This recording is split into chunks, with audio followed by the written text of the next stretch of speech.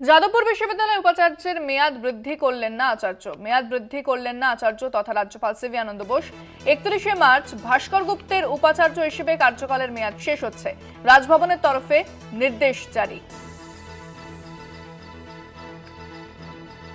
যাদবপুরে উপাচার্যের মেয়াদ বৃদ্ধি করলেন না আচার্য তথা রাজ্যপাল সিভি আনন্দ বোস। 31 মার্চ ভাস্কর গুপ্তের উপাচার্য হিসেবে কার্যকালের মেয়াদ শেষ হচ্ছে।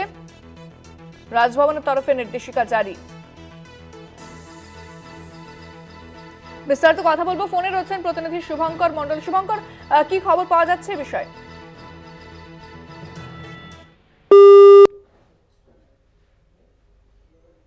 শুভঙ্কর, শোনা যাচ্ছে? আমাদের সঙ্গে যোগাযোগ বিচ্ছিন্ন হয়ে গিয়েছে।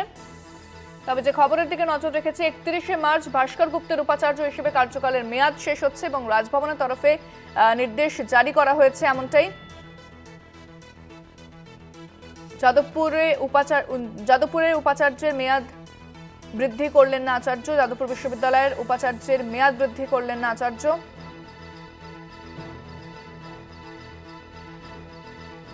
ফোনে রয়েছেন প্রতিনিধি শুভঙ্কর মন্ডল। শুভঙ্কর, কি খবর পাওয়া যাচ্ছে এই বিষয়ে? দেখো, তোমায় জানিয়ে রাখি, যাদবপুর বিশ্ববিদ্যালয়ের যিনি উপাচার্য অর্থাৎ অন্তর্বর্তীকালীন উপাচার্য ভাস্কর গুপ্ত, তার মেয়াদ আর বৃদ্ধি করলেন না আচার্য তথা রাজ্যপাল সিভি আনন্দ বোস। এবং তোমায় জানিয়ে রাখি, গত বছর অর্থাৎ 2024 সালের 20 এপ্রিল তাকে অন্তর্বর্তীকালীন উপাচার্য হিসাবে যাদবপুর বিশ্ববিদ্যালয়ের দায়িত্ব দিয়েছিলেন আচার্য তথা রাজ্যপাল সিভি আনন্দ বোস। সেই দায়িত্ব থেকে তাকে কিন্তু অর্থাৎ নতুন করে আর মেয়াদ বৃদ্ধি তার করা হয়নি। 31 মার্চ তার দায়িত্ব শেষ হচ্ছে, অন্তর্বর্তীকালীন উপাচার্য পদের দায়িত্ব শেষ হচ্ছে ভাস্কর গুপ্তর। এবং তার জন্য কিন্তু তার আর মেয়াদ বৃদ্ধি করা হয়নি। আচার্য দপ্তর থেকে যে নির্দেশ জারি করা হয়েছে, সেই নির্দেশ ইতিমধ্যেই বিশ্ববিদ্যালয়ের রেজিস্ট্রারের কাছে পাঠানো হয়েছে। তবে তোমায় জানিয়ে রাখি যে যাদবপুর বিশ্ববিদ্যালয়ের স্থায়ী উপাচার্য পদের যে প্যানেল ছিল, অর্থাৎ সার্চ কমিটি মারফত যে প্যানেল তৈরি করা হয়েছিল, তার মধ্যে শীর্ষে নাম কিন্তু ভাস্কর গুপ্তের ছিল। তবে মনে করা হচ্ছিল যে ভাস্কর গুপ্তকে পার্মানেন্ট বা বলা যেতে পারে স্থায়ী উপাচার্য হিসাবে নিয়োগ করা হবে, কিন্তু সেটি আচার্য তথা রাজ্যপাল সিভি আনন্দ বোস তিনি করলেন না। তিনি যেটি করলেন যে অন্তর্বর্তী উপাচার্য হিসাবে বা অন্তর্বর্তীকালীন উপাচার্য হিসাবে তার যে মেয়াদ ছিল, তারপরে তাকে কিছুটা মেয়াদ বৃদ্ধি করে এই বছর চলতি বছর 2025-এর 31 মার্চ পর্যন্ত তার মেয়াদ ছিল। সেই মেয়াদের পর কিন্তু নতুন করে তাকে এক্সটেনশন দেওয়া হলো না, অর্থাৎ তার মেয়াদ আর বৃদ্ধি করা হলো না। কার্যত বলা যেতে পারে ইন্দ্রাণী যে যাদবপুর বিশ্ববিদ্যালয় কিন্তু এপ্রিল মাস থেকে একেবারে উপাচার্য শূন্য হিসেবেই থাকবে।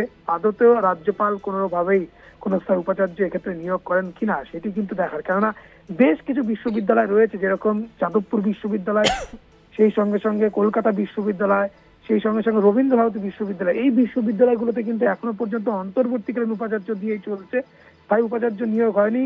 অন্যান্য বিশ্ববিদ্যালয়গুলোতে, রাজ্যের অন্যান্য যে 30 থেকে 32টি বিশ্ববিদ্যালয় রয়েছে, বেশিরভাগ বিশ্ববিদ্যালয় কিন্তু ইতিমধ্যে উপাচার্য স্থায়ী পদের নিয়োগ হয়ে গিয়েছে। শুধুমাত্র হাতে গোনা কয়েকটি বিশ্ববিদ্যালয় যেখানে কিন্তু এখনো পর্যন্ত স্থায়ী পদের উপাচার্য নেই, যার মধ্যে যাদবপুর বিশ্ববিদ্যালয় অন্যতম। এবং সেখানে দেখা গেল অন্তর্বর্তীকালীন উপাচার্য ভাস্কর গুপ্ত, তার কার্যকালের মেয়াদ 31 মার্চ শেষ হচ্ছে। এবং সার্চ কমিটির যে প্যানেল ছিল, সেখানে তার নাম একেবারে শীর্ষে ছিল, 3 জন যে প্রতিনিধি তার মধ্যে প্রথম কিন্তু তার নাম ছিল, কিন্তু তারপরেও দেখা গেল তাকে স্থায়ী পদের উপাচার্য তো করাই হলো না।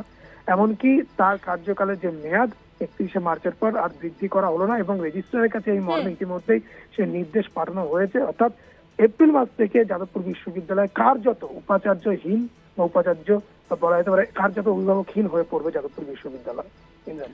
ধন্যবাদ শুভঙ্কর।